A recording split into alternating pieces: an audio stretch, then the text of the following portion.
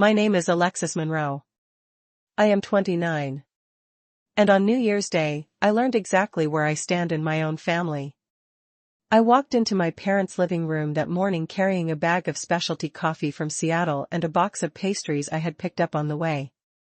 The house smelled like cinnamon and roast beans. Wrapping paper was everywhere, and everyone was laughing.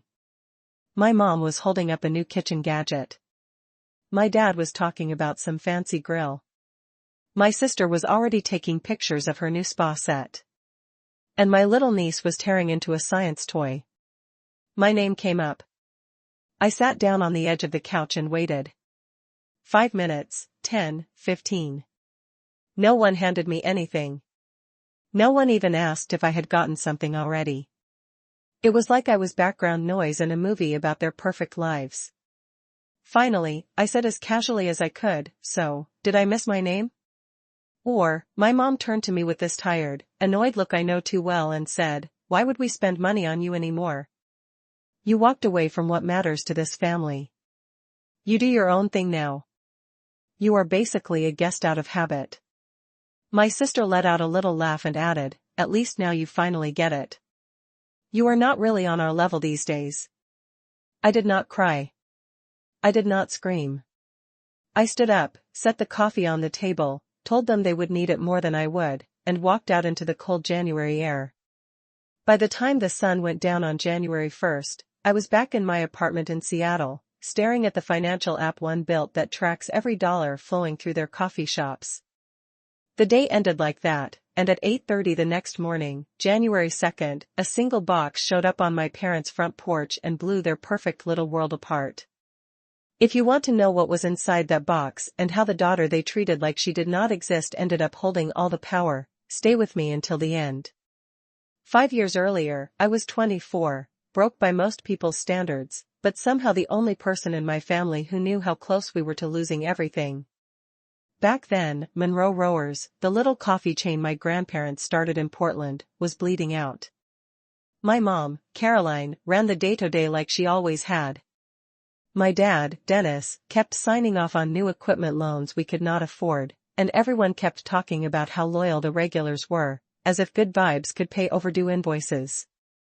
My older sister, Brianna, was the golden child who posted latte art on Instagram and called herself the face of the brand.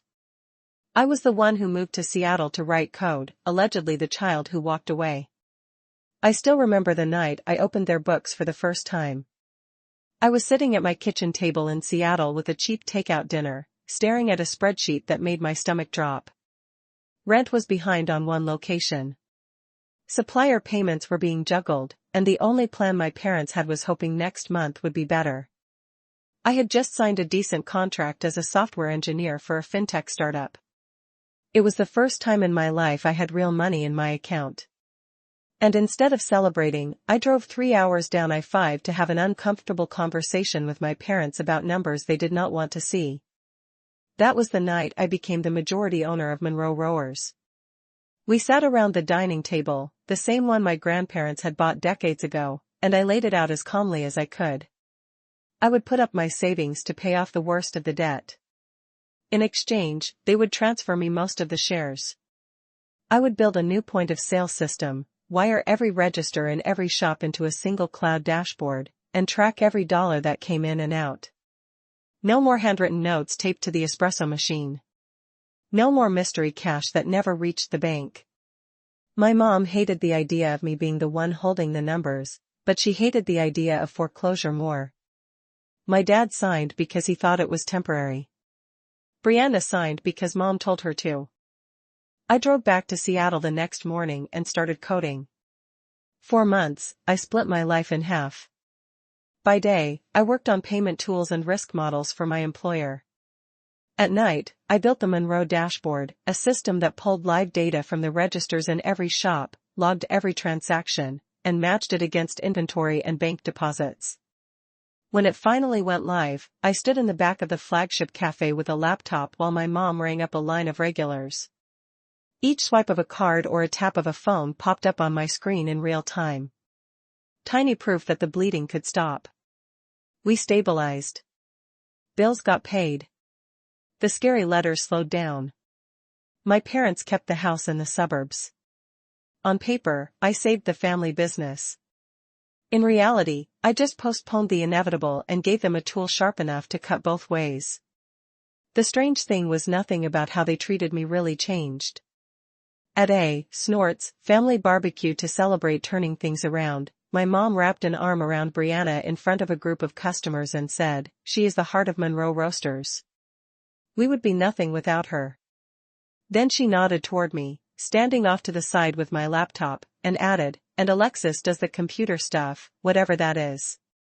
People laughed politely. I smiled because I was used to it. I had been the kid in the back since I was 10, the one tinkering while my sister charmed the room. But now, I was the kid in the back who owned most of the room and had a live feed of every sale running through it. For a while, I told myself that was enough, that saving them once meant I had done my part. Then, on the night of January 1st, 2026, sitting alone in my Seattle apartment after walking out of that gift exchange, I opened the same dashboard I had built to rescue them and saw a pattern that did not make sense. The gross sales at each location were high. The bank deposits were strangely low, and the cash column looked like someone had been carving little pieces out of it for a long time. I scrolled back month after month, watching the gap widen, and realized my family had not just disrespected me. They had been using the system I created to quietly hide money, trusting that the girl who just did computer stuff would never say a word. At 8:30 on the morning of January 2nd, a plain brown box landed on my parents' front porch in Portland while I sat 200 miles away in my Seattle apartment, watching a progress bar crawl across my laptop screen. The night before, after I saw the cash gaps in the dashboard, I stayed up exporting everything I needed from the system I had built. Every cash sale, every card swipe, every deposit, every missing dollar, neatly organized into a file that told the truth more clearly than I ever could. I loaded that file and a lightweight offline version of my app onto a USB drive, printed out a few pages of summary reports, and tucked it all into that box along with a single sticky note that said, "Plug this in." No signature, no explanation. Just numbers. A same day, courier picked it up from the front desk of my building and drove south while I tried to decide whether I was being petty or finally honest. In their kitchen, my mom was probably topping off her mug. My dad scrolling through news on his phone. My sister checking comments on her holiday posts. When the doorbell rang, my niece Suddy ran to the window and shouted something about a package. My sister opened the door, looked around the empty porch, and carried the box inside like it was just another late gift. She tore off the tape, flipped the lid open, and froze. Inside was the USB, the printed reports with the Monroe Rowers logo at the top, and page after page of columns showing sales, deposits, and a growing column labeled underreported. I was not there to see it, but I know my sister well enough to picture her calling for our mom, her voice climbing a little higher with each word. My mom would have wiped her hands on a dish towel, annoyed at the interruption until she saw my name in one of the tiny footers at the bottom of the report generated by Monroe Analytics, a Lex Monroe tool. That was the part one did on purpose. My dad would have taken the papers, flipped through them, and gone pale when he realized the dates went back years, long before that New Year's Day, where they decided I was not worth a $20 gift card. Somewhere, amid the confusion, they would have seen the line that showed exactly how much money should have hit the bank and how much actually did. The difference was not a rounding error. It was a pattern. At Snorts, some point, my mom must have grabbed her phone and tried to call me because a notification popped up on my screen for half a second before it disappeared. Blocked. A second later, another call came through from my dad. Also blocked. Then a text from my sister. "Are you serious right now?" Followed by 3 dots. Then nothing because my phone filters messages from numbers I have muted into a quiet little folder. I never check. While they crowded around the kitchen table with those pages and that USB, arguing about what could be proven and what could still be hidden, I opened the same reports on my laptop and scrolled slowly. I watched the numbers like I was watching an old wound finally being stitched closed. For years, they had taken me for granted, told anyone who would listen, that I was just the kid who played with computers while they did the real work. Now, every corner they had cut and every dollar they had skimmed was laid out in a format designed to be understood by bankers, auditors, and tax agents. I still had not decided exactly who I was going to show it to when I hit save and closed my laptop. But I knew one thing with absolute clarity. For the first time in my life, my family needed something from me more than I needed anything from them. My sister showed up at my apartment in Seattle the next afternoon like nothing was wrong, like we were two normal siblings grabbing coffee after the holidays. I watched her through the peephole for a second, standing in the hallway in her expensive coat, phone in one hand, reusable cup in the other, looking more like an influencer on a brand deal than someone whose entire business had just been dissected on paper. When I opened the door, she smiled too wide and said, "Lex, can we talk?" And my first instinct was to shut it again. Instead, snorts, I stepped aside and let her walk in. She made a slow loop around my living room, pointing out the view, the framed hackathon badge, the second monitor on my desk, as if seeing evidence that my life was real for the first time. Then she put her cup down and dropped the act. "Mom is freaking out," she said. "Dad, too." Her voice had that tight edge she gets when she is scared but trying not to show it. "They found your name on the reports. They know it came from you." I leaned against the counter and waited. She kept talking fast now. "We thought you just helped with the loans." "Okay. We did not know you actually owned most of the company and had some back door into everything. That is not how any of this works." I said. "You all sat at the table and signed the papers. You knew exactly what I was offering and what I was asking for." She waved that away like it was a detail that did not matter. "They are saying this is going to cause a huge mess with taxes, that you blew it up over nothing over a rough holiday." "Alexis," my chest tightened at that. "Nothing. A rough holiday." I saw again my mom looking straight through me on New Year's Day while everyone around me opened gifts, and I felt something settle into place. Brianna must have seen it on my face because she switched strategies. "Look," she said, dropping her voice. "You know how things are run. Cash is just easier sometimes. People have done it like this forever. And Sadie loves her school. She loves her friends. If this gets any worse, we could lose the house, the shops, everything. Do you really want to be the reason she has to pack up her room and say goodbye to her whole life?" I almost laughed because it was so textbook. When we were kids, Mom used to pull that same move, wrapping every argument in guilt and family and tradition until you could not tell where your feelings ended and hers began. I thought about Sadie with her messy ponytail and science kit, about how she had nothing to do with any of this. And for a second, I felt my resolve wobble. Then I remembered the numbers on my screen. Years of underreported cash, years of them signing my name as an officer on tax forms while quietly skimming from the business I had saved. "You are not putting this on a 9-year-old, I said quietly. "You and Mom and Dad made these choices, not her." She shook her head like I was being unreasonable. "You changed, Alexis. You left. You chose tech and strangers over your own family. And now you are punishing us for not throwing you a party every time you come home." There it was, the old script. I walked away from the only thing that mattered. I was ungrateful. I owed them loyalty forever because I shared their last name. I thought about a winter morning when I was 15, standing in the back of the original Monroe rowers with a beat-up laptop balanced on a milk crate. I had stayed up all night teaching myself how to build a basic ordering page, proud of the little form that could send drink choices straight to the bar. When I showed it to my mom, she laughed gently and told me to put it away so I would not scare off the regulars. "People come here to talk to us, not to a screen," she said loud enough for the whole line to hear. Then called Brianna out front and had her practice steaming milk and chatting with customers while I pretended I was busy with homework in the back. I did not know it then, but that day set the tone for the next decade. She was the face. I was the background, and now the background had receipts. Back in my apartment, I straightened up and looked my sister in the eye. "I am not doing this to you," I said. "I am done covering for decisions I did not make. If there is nothing to hide, then the numbers will match. Right, she opened her mouth, shut it again, and grabbed her cup. This is not you, she muttered on her way to the door. You used to be the one person I could count on to put family first. I let that sit in the air for a second before I answered. Maybe putting family first is what got me into this mess. After she left, the silence in my apartment felt heavier than it had the night before. I sat down at my desk, opened my laptop, and pulled up everything I had exported.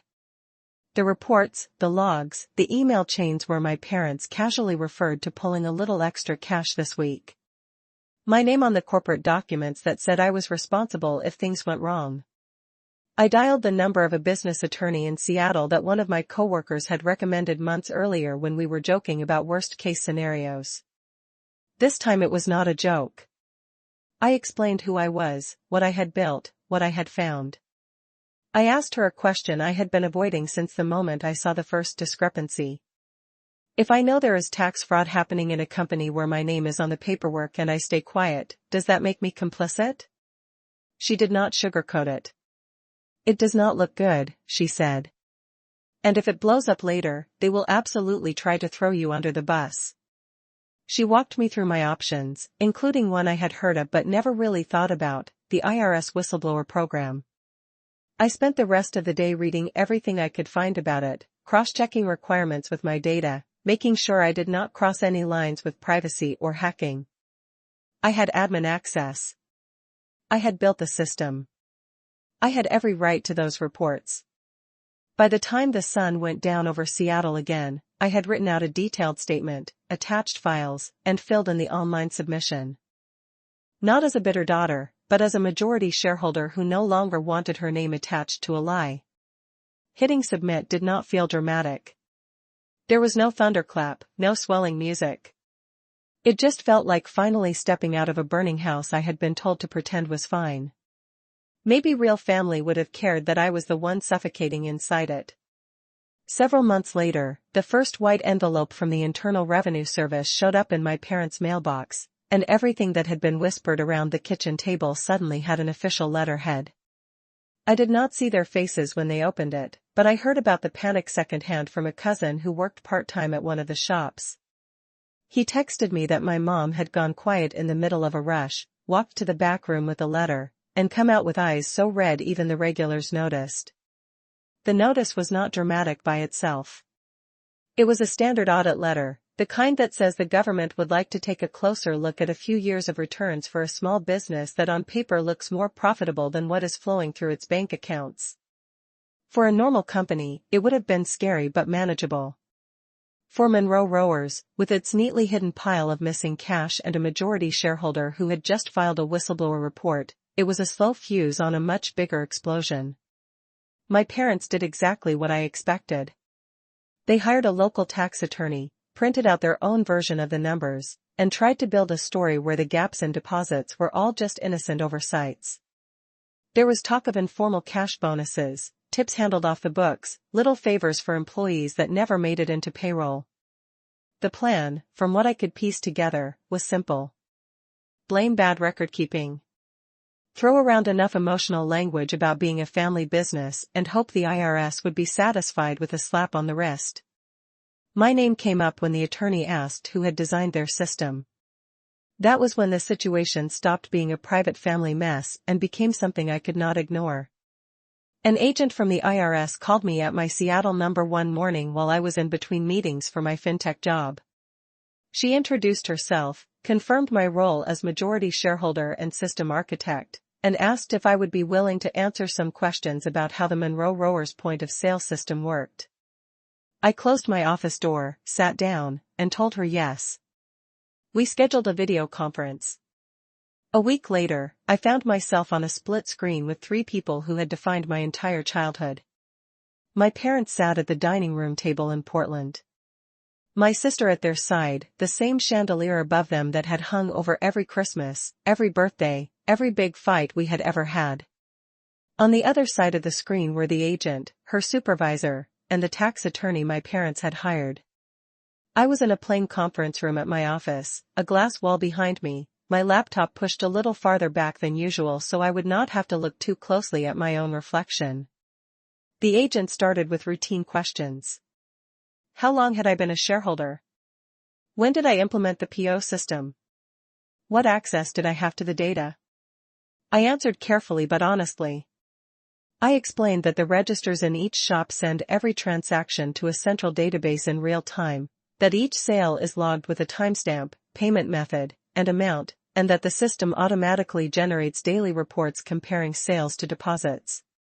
When the attorney tried to jump in and suggest that maybe the sync sometimes failed or the logs were incomplete, I asked permission to share my screen and pulled up a sanitized version of the dashboard using demo data to illustrate how it worked.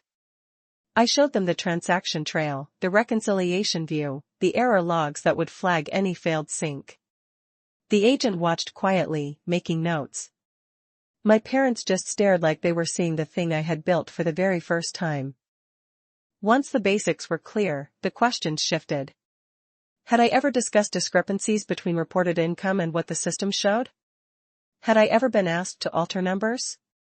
I answered that I had noticed small red flags in earlier years and brought them up in vague terms only to be brushed off with jokes about cash being hard to track.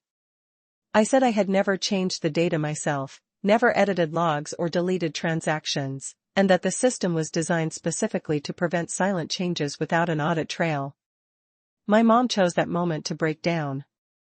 She wiped tears that did not smudge her makeup and said into the camera, "We are just a family trying to keep a small business alive. We are not some big corporation. Maybe we made mistakes, but we are not criminals." My dad chimed in about the pressure of keeping employees paid, about rising rent and supply costs, about how sometimes you take cash because you do not know when the next crisis is coming. My sister tried to pin the whole thing on me, choosing to build something too complicated, calling it a confusing app that none of them really understood. She implied that some of the discrepancies might be my fault, that I might have misconfigured something or misreported something to their accountant without explaining it properly. I sat there and let them talk until the attorney nodded in my direction, silently asking if I wanted to respond. I took a breath, kept my voice level, and said that the system does not misplace cash. People do. I pointed out that the underreported amounts were not random. They followed a consistent pattern that always benefited the same people. The agent asked if I could provide export files backing up my statement. I told her I already had and that she should find them attached to the whistleblower report submitted months earlier under my name. The silence after that was the longest I can remember between my parents and me. The attorney cleared his throat, realizing for the first time that I was not there to clean up their story, but to draw a line between myself and what they had done. The weeks that followed were a blur of paperwork and quiet, simmering tension. The IRS requested bank records, vendor invoices, and years of receipts. They cross-checked my exports against what had actually been deposited. Snorts. Every time a gap appeared, another letter went out. Every time a letter went out, my parents called or texted until I blocked another number. While all of that was happening, my life in Seattle took a strange turn upward. My boss pulled me into a meeting and told me a paper I had co-written about small business fraud detection had been accepted at a fintech conference in San Francisco.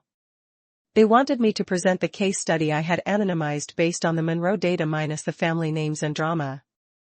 I booked a flight, wrote a talk about how technology can protect owners and employees when used transparently, and tried not to think about the irony of using the fallout of my own family as a professional success story. On the day I stood on stage in a hotel ballroom explaining to a room full of founders how underreported cash can hide in plain sight, my phone buzzed with a voicemail from my cousin back in Portland. I did not listen to it until late that night, but when I did, his voice was shaking. The IRS had just finished a key meeting with my parents and their lawyer. The words fraud and penalties had been used in the same sentence more than once. It was no longer a question of whether something would happen, only of how hard the hammer would fall, and how much of the damage they would try to pin on me when it did. By the time the hammer finally fell, it was late summer, the snorts kind of sticky Portland heat that makes everything feel a little heavier than it is. I was at my desk in Seattle when the email came from the IRS agent. The audit was complete. The underreported cash was not a misunderstanding or a bookkeeping error. It was a pattern and it was going to be treated like one. A few days later, my cousin sent me a photo of another thick envelope on my parents' kitchen table. Inside was the official determination, years of back taxes owed, civil penalties, interest that had been quietly growing while they pretended everything was fine. It was more than Monroe Roasters could absorb even on a good year. And this was not a good year. Customers had been drifting away for months, spooked by rumors and awkward tension at the counter. My parents tried to keep it together at first. They called emergency family meetings, though I was never invited.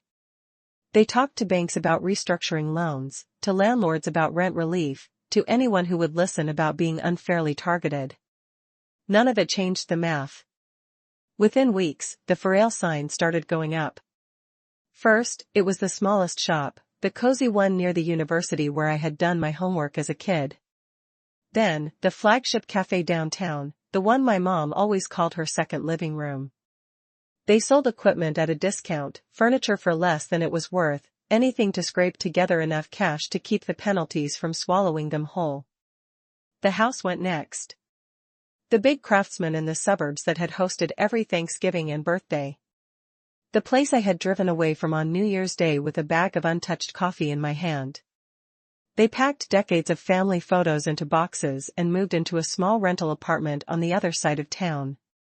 Somewhere cheaper, somewhere no one would look at them like they used to. The fallout did not stop with money.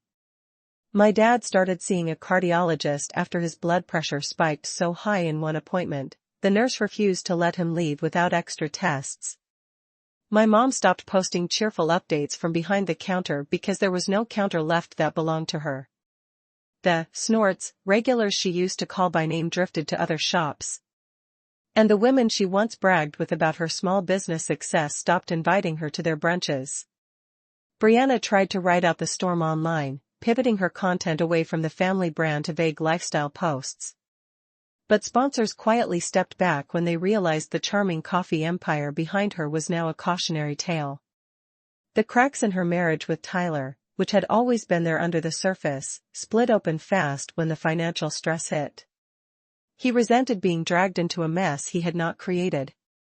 She resented that he would not pretend it was all going to magically fix itself. Within a few months, they were separated, then divorced. Sudie went from a big bedroom in a nice school district to a smaller apartment and a different school where no one knew her last name. Somewhere in the middle of all that, my parents tried one last time to make me the villain. My phone lit up with a number I did not recognize. One night, I answered without thinking and heard my mother before the connection even stabilized. "You did this," she said. Her voice was hoarse, like she had been crying for hours. "You tore this family apart over some numbers on a screen and a hurt feeling from a holiday. We lost everything because you could not let it go." I let her talk.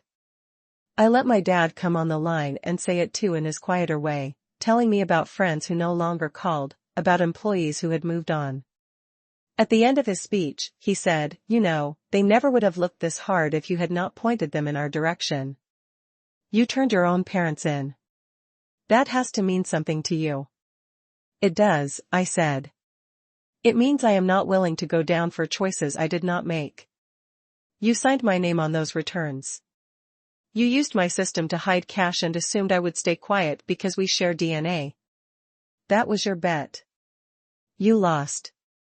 There was more arguing, more guilt, more appeals to tradition and loyalty, but nothing they said changed the fact that the IRS had made its decision and Monroe Rowers was gone. When the call finally dropped, I sat there staring at my reflection in the dark screen of my laptop and felt something I had not felt in years.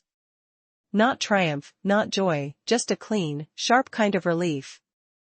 I was out. Shortly after the last shop sold, I received the paperwork to finalize the transfer of my remaining shares to the buyer, a regional coffee group that had picked up the brand name and some of the locations. I signed everything electronically, watched my ownership shrink to zero, and saw the wire hit my account a few days later. It was not a fortune, not after the debts and penalties. But it was enough. Enough for a down payment on a small house near the river in Portland, a place with big windows and a spare room I could turn into an office. Enough to see the savings I had started for myself after realizing that family was not a safety net I could count on. I moved back to Oregon on my own terms, not to my parents' couch, not to the shadow of the old Monroe Rowers sign, but to a quiet street where no one knew me as the disappointment who left the family business. I brought my monitors, my worn-out hoodie, and the same laptop I had used to build the system that changed everything. I set up my desk facing the water and opened a blank document titled Next. Officially, I was still a senior engineer for my fintech company. Unofficially, I had started sketching out plans for my own product, a tool to help small business owners spot exactly the kind of fraud and sloppiness my parents had wrapped in the language of survival. There was a certain symmetry to that. They had used my skills to cheat the system. I was going to use the same skills to help other people keep their books clean. Months later, as fall crept back into the Pacific Northwest, I walked past one of the old Monroe locations on my way to meet a friend. The sign had been replaced, the menu redesigned, the baristas all new.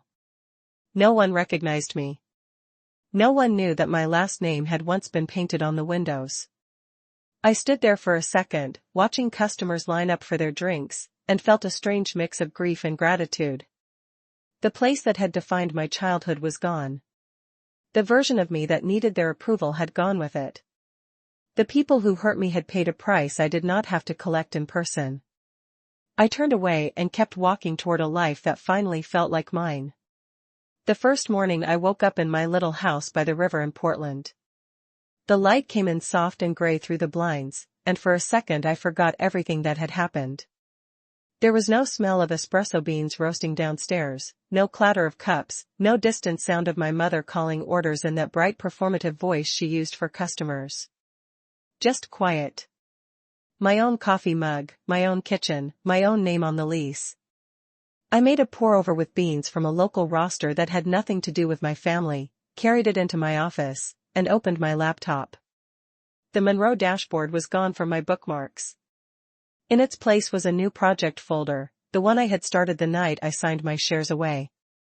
A tool for small business owners who wanted transparency instead of convenient blind spots. A system designed to protect decent people from the exact kind of shortcuts my parents had convinced themselves were normal. Building it was oddly healing. Every line of code felt like a tiny reversal of what had been done with the last system I built. Instead of hiding cash, this one highlighted risk patterns. Instead of making it easy for owners to skim off the top, it made it easy for employees to see when something did not add up. I went to local meetups, talked to other founders, listened to stories from baristas and bookkeepers who had watched bosses play games with numbers. I realized my family was not unique. The only thing unusual was that someone on the inside had both the skills and the willingness to say, "This is wrong, and I will not carry it for you." News about my parents and my sister trickled in slowly after that.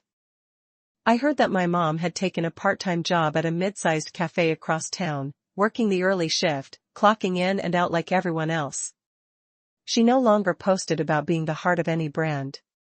She just poured drinks and wiped counters. My dad rented a small place in a complex near the freeway, somewhere cheap, somewhere anonymous. He went to doctor appointments, took medication, spent a lot of time watching sports with the volume too loud. The friends who used to come over for barbecues did not visit the apartment. They sent the occasional text and then stopped. Brianna bounced between content gigs, trying to rebuild her online persona without the Monroe Rowers backdrop. She still smiled into the camera, still talked about cozy mornings and grind culture, but the comment sections were quieter. The glossy narrative of a thriving family business had cracked, and there was no app filter that could fix it. Suddy started at a new school in a different district. I saw a photo once in a message someone forwarded by accident. Her backpack almost as big as she was, her hand in her mother's, her face turned slightly away from the camera. She looked small and braver than she should have to be. That night, I opened a separate account in her name, one she does not know exists yet, and automated a transfer from every paycheck. It is not some grand gesture. It is just a promise to myself that if she ever decides she wants education or a way out or simply a choice that is not wrapped in guilt and obligation, there will be something waiting for her that is not tied to anyone's secrets. People sometimes ask me if I regret what I did. They almost always phrase it the same way. Was it worth it? Did it feel good to watch them lose everything? The honest answer is complicated. It did not feel good to watch my parents' faces crumble on a grainy video call or to hear the strain in my sister's voice when she realized there was no easy way out. It did not feel good to know a 9-year-old had to pack up her room because the adults in her life chose shortcuts over integrity. What did feel good was stepping out of a role I was never meant to play. I grew up thinking I had to absorb every bad decision, patch every hole, and silently carry the weight of choices I did not make. Because that was what family meant. It took an audit and an investigation with my name on the paperwork to understand that family without respect is just shared history. What I did was not about revenge in the cartoon sense. I did not slash tires or scream in parking lots or try to ruin anyone's life on purpose. I told the truth to the only people who could do something about it and refused to lie just because we share a last name. That was my revenge. I chose myself. I chose not to be the quiet, convenient scapegoat one more time. If there is a lesson in all of this, it is not that you should turn your parents in at the first sign of trouble. It is that loving someone does not mean helping them bury the damage they cause. It is that your skills, even the ones your family rolls their eyes at, have value far beyond their approval. And it is that protecting your own future is not betrayal when the alternative is letting someone else drag you under with them. These days, my life is small in a way that feels peaceful. I write code. I walk by the river. I grab coffee with friends who see me as a person, not as a problem to fix or a resource to exploit. Sometimes I still pass one of the old Monroe locations and feel a pang, a flash of grief for what might have been if my family had chosen honesty. But the feeling passes. The relief stays. I did not ruin their lives. I just stopped helping them hide the way they were ruining their own. If you have ever been the odd one out in your family, the disappointing child, the one they only call when something needs fixing, I hope my story reminds you that you are allowed to draw a line. You are allowed to say no. You are allowed to choose a life where you are not constantly paying the interest on someone else's mistakes. And if you were in my place with your name on those documents and your work twisted into a weapon, what would you have done? Would you have stayed quiet to keep the peace, or would you have walked away the way I did? Tell me in the comments. And remember, the first person you owe loyalty to is the one you have to live with every day.